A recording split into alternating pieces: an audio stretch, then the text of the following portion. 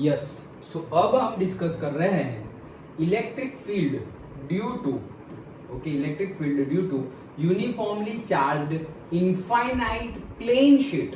तो जैसे अभी क्या था, uniformly charge infinite long wire, और अभी है uniformly charged infinite plane sheet. मतलब जैसे कि ये बोर्ड है, तो बोर्ड समझो कि ये एक शीट है जिसका x डायरेक्शन है, जिसका y डायरेक्शन है, लेकिन ये क्या है, इनफाइनाइट है, ऐसे जाता ही जा रहा है ऐसे, और यूनिफॉर्मली चार्ज्ड है। मतलब कि यहाँ पर सब जगह यूनिफॉर्म चार्ज है, कहीं पर ज्यादा कहीं पर कम नहीं है। तो यूनिफॉर्म है तो उसकी वजह से जो इलेक्ट्रिक फील्ड लगेगी वो भी क्या लगेगी, यूनिफॉर्म। सिंपल है। अभी जो कंसेप्ट अगर हम समझे तो उसके जैसा ही है। वहां पे हमने लीनियर चार्ज डेंसिटी पढ़ी थी, यहाँ पर सरफेस चार्ज डेंसिटी पढ़ेंगे। ओके, सिंपल ही है। चलो, let sigma be the uniform surface charge, पहला ही आ गया। तो सिग्मा क्या है, surface charge density, that is Q upon A, that's it. और Q का फॉर्मूला निकालना तो वो क्या हो जाएगा, sigma into A। Okay, then we take the x-axis normal to the given plane. By the symmetry, the electric field not depend on the y and z coordinates, and its direction at every point must be parallel to x direction. क्या बोल रहे हैं कि हमने sheet ली है ना एक, suppose ये हमारी एक शीट है। ओके, तो शीट अगर हमने ऐसी ली है, तो ऐसी शीट ली है। ओके, ई की डायरेक्शन क्या है, ये ई की डायरेक्शन ये है पॉजिटिव x, और यहाँ भी होगी ना, नेगेटिव x में भी होगी, क्योंकि सब जगह चार्ज है। यहाँ सब जगह चार्ज है और यहाँ भी सब जगह चार्ज है। तो चार्ज की वजह से ई की डायरेक्शन क्या होगी, ये प्लस प्लस है, दोनों जगह प्लस प्लस है, तो आउटवर्ड होगी, ऐसे ऐसे ऐसे ऐसे, और यहाँ पे ऐसे ऐसे। डन। तो प्लस एक्स माइनस एक्स। लेकिन वाई में कुछ है क्या इलेक्ट्रिक फील्ड, नहीं। जेड में है क्या, नहीं। तो अभी देखो ये शीट है, उसकी सरफेस कितनी है, 6 सरफेस है। जैसे ये रूम की 6 सरफेस है, थोड़ी कम है लेंथ, लेकिन तुम विजुलाइज कर सकते हो। 1 सरफेस, 2 सरफेस, ये 3, ये 4, ऊपर वाली 5 और नीचे वाली 6। क्यूब हो या क्यूबॉइड हो, 6 सरफेस ही होगी। ओके, तो अब देखो ई यहाँ पर, अभी इसकी वजह से इसका एरिया वेक्टर कौन सा होगा, परपेंडिकुलर। ऐसा है परपेंडिकुलर ऐसे, मतलब ई और ए सेम डायरेक्शन में होगा। एरिया वेक्टर इस डायरेक्शन में, ई की डायरेक्शन ये है, एरिया वेक्टर भी क्या होगा, 90 डिग्री। तो ई और ए की डायरेक्शन क्या हो गई, सेम 90 डिग्री। मतलब कॉस 0 का कॉस आ जाएगा क्या, 0। कॉस दोनों की डायरेक्शन सेम, कॉस 0 हो जाएगा। डन। तो कॉस 0 हो जाएगा, मैं बीच में शायद 90 डिग्री बोला। ओके, कॉस परपेंडिकुलर, हाँ वो 90 डिग्री, यस करेक्ट। तो वो परपेंडिकुलर है, मतलब थीटा 90 डिग्री। ओके, किसके बीच में, प्लेन और ये एरिया वेक्टर के बीच में। और अगर ई और ए के वेक्टर की बात करें तो वो दोनों कॉस थीटा 0। ओके, तो यहाँ से और यहाँ से तो कॉस थीटा 0 मतलब 1 आएगा। लेकिन अभी ये सरफेस है, तो उसका ये सरफेस ये वाली, इसका एरिया वेक्टर भी होगा कहाँ, उसके परपेंडिकुलर ऐसे ड्रॉ किया, तो ये ऊपर है और ई तो एक्स डायरेक्शन में है, और ये तो ऊपर आया वाई, तो एक्स और वाई के बीच में कितना होता है एंगल, 90। कॉस 90 0, उसको निग्लेक्ट करो अब। तो ऊपर और नीचे का भी सेम केस होगा, निग्लेक्ट कर दिया। साइड वाला देखते हैं, जेड डायरेक्शन। ओके, तो ये साइड वाला, ये सरफेस, इसकी परपेंडिकुलर एरिया वेक्टर मतलब क्या, ऐसे। अगेन एक्स और जेड 90 डिग्री, एक्स वाई और जेड तीनों के बीच में एंगल कितना है, 90 डिग्री। तो ये कितना हुआ, 90 डिग्री। अगेन कॉस 90 0, तो वहां से भी तुम्हारा ई ढूंढोगे तो वो क्या हो जाएगा, 0। फ्लक्स ढूंढोगे तो वो क्या हो जाएगा, 0। डन। सिंपल है, वही चीज करनी है हमें। हाँ चलो, सो वही सब लिखा हुआ है। We can take Gaussian surface to be rectangular parallelepiped of cross sectional area A. मतलब ये जो पूरी सरफेस है उसमें से एक सरफेस हमने चूज की। ओके, गॉसियन सरफेस क्या चूज की, ये जो पूरी सरफेस, गॉसियन सरफेस मतलब जो इक्वल चार्ज हो, इक्वल डेंसिटी, डिस्टेंस इक्वल हो, वैसे। तो हमने क्या किया, रेक्टेंगुलर, ये जो दिख रही है। ओके, तो रेक्टेंगुलर पैरेलल पाइप्ड। ओके, मतलब कि जो पूरे शीट का एक्स एक्सिस होगा, वो तुमने जो गॉसियन सरफेस लिया है उसका एक्स और वो उसका एक्स मैच होना चाहिए। पहले वाला वाई और गॉसियन सरफेस का वाई मैच होना चाहिए। डन। ओके, तो वैसे हमने ले लिया। Cylindrical surface will also do. देखो यहाँ पर हम सिलिंड्रिकल सरफेस लेंगे तो भी चलेगा।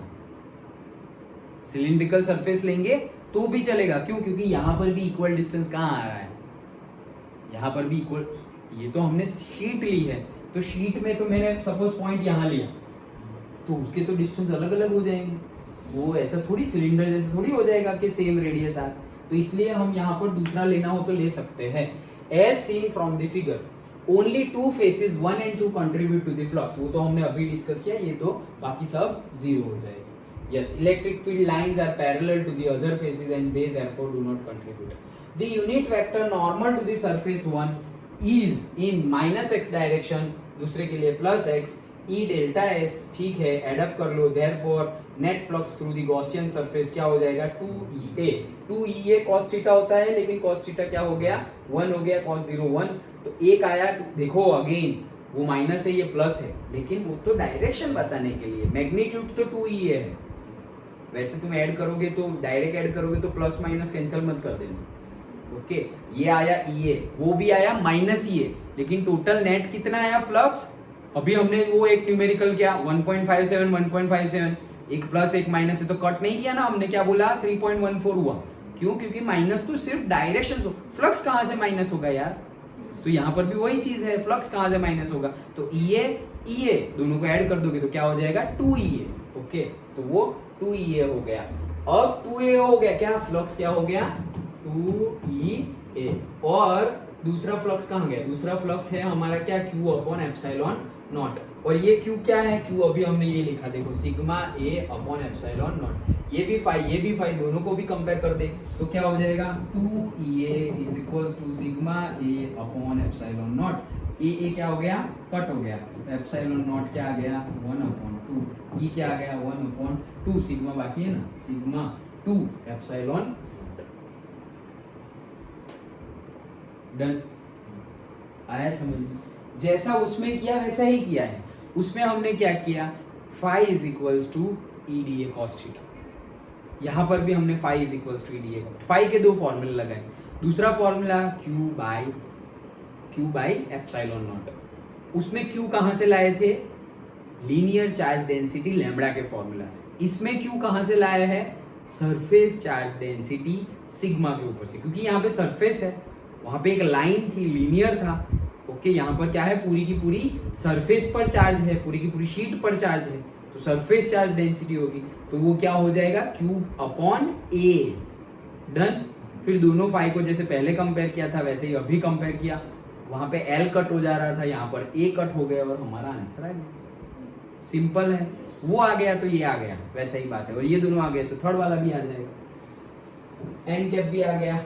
Okay, E is directed away from the plate if sigma is positive and toward the plate if sigma is negative, sigma positive और सिग्मा नेगेटिव, वो तो प्लस लोगे तुम तो बाहर जाएगा, माइनस लिया अगर शीट पे चार्ज तो अंदर आएगा, तो outward and inward, towards and away, कोई भी लैंग्वेज यूज करो।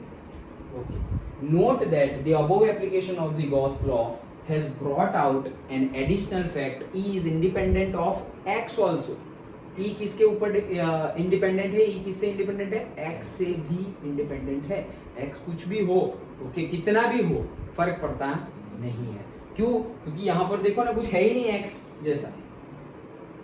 जैसा कुछ है ही नहीं कि तुम कितना, मतलब वहां पे R था, ओके, तो यहाँ पर तो R भी नहीं है, क्या क्या है, सिर्फ सरफेस है, surface charge density sigma and epsilon not, permittivity, done, सिर्फ उसके ऊपर डिपेंड है, मतलब यहाँ एरिया नहीं आया, नहीं डिस्टेंस है, कुछ भी नहीं, इंडिपेंडेंट है, ये पूछ सकते हैं MCQ बना के ये पूछ सकते हैं, क्या पूछ सकते हैं कि पर्टिकुलरली एक पॉइंट है इतने डिस्टेंस पर और दूसरा पॉइंट है इतने डिस्टेंस पर, ओके, ऐसा ही सरफेस का फॉर्मूला बता दिया कि एक यूनिफॉर्मली चार्ज्ड प्लेन शीट है, यूनिफॉर्मली चार्ज प्लेन शीट, एक पॉइंट है यहाँ पर, दूसरा पॉइंट है यहाँ पर, अब फाइंड करो फाई कितना होगा, दोनों के लिए सेम ही होगा, भले ही दोनों के डिस्टेंस अलग अलग है, फॉर्मूला में डिस्टेंस है ही नहीं, फॉर्मूला में तो एरिया है और एरिया दोनों का सेम होगा, क्योंकि शीट पर ही है ना दोनों, शीट का एरिया तो सेम है, तो वैसा MCQ पूछा जा सकता है, तो आंसर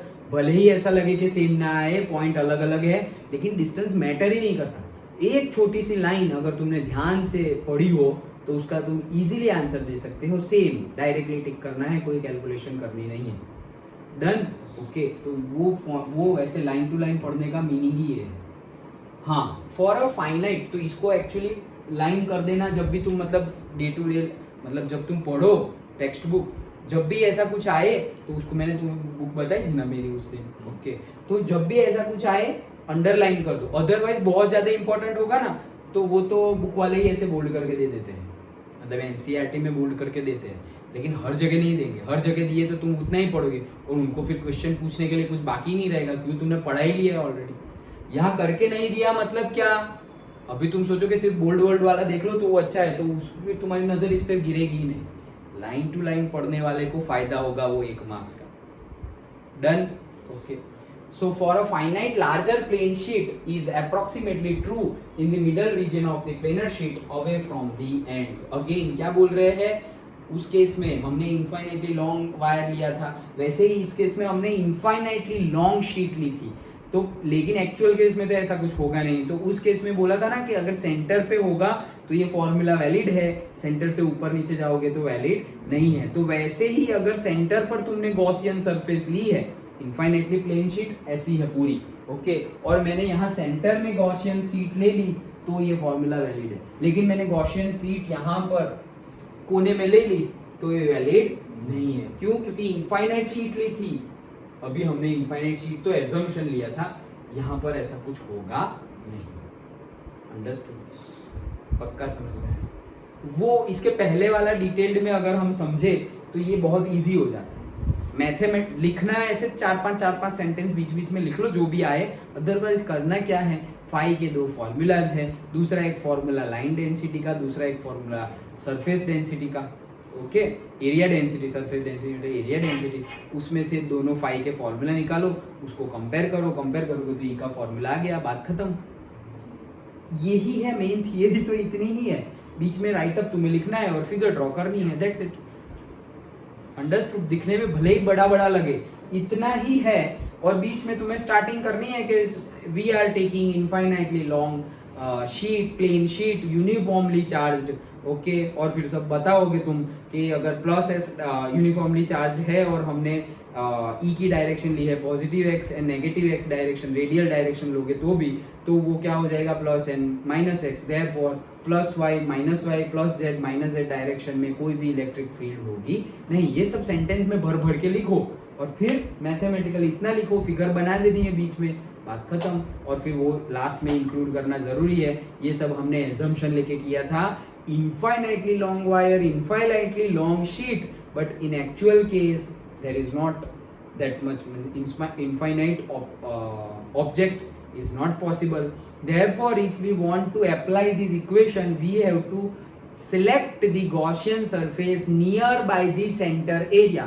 फिर चाहे तुम्हारा शीट हो या तुम्हारा वायर हो या तुम्हारा वॉल्यूम हो, सेंटर एरिया चूज करना, तब मिलेगा। सेंटर एरिया से दूर चले गए तो मिलने वाला नहीं है। वो सेंटेंस लिख देना है। और एक सेंटेंस एक्स्ट्रा इसमें लिखना है कि x का कोई भी डिपेंडेंस नहीं है, x से भी इंडिपेंडेंट है, जिसके बारे में हमने बोला ना एमसीक्यू पूछा जा सकता है, तो वो इंपॉर्टेंट है, तो वो हम इंपॉर्टेंट सेंटेंस लिख देंगे, फॉर्मूला वो सेंटेंस, दैट्स इट। अंडरस्टूड? आया समझ? पक्का ना?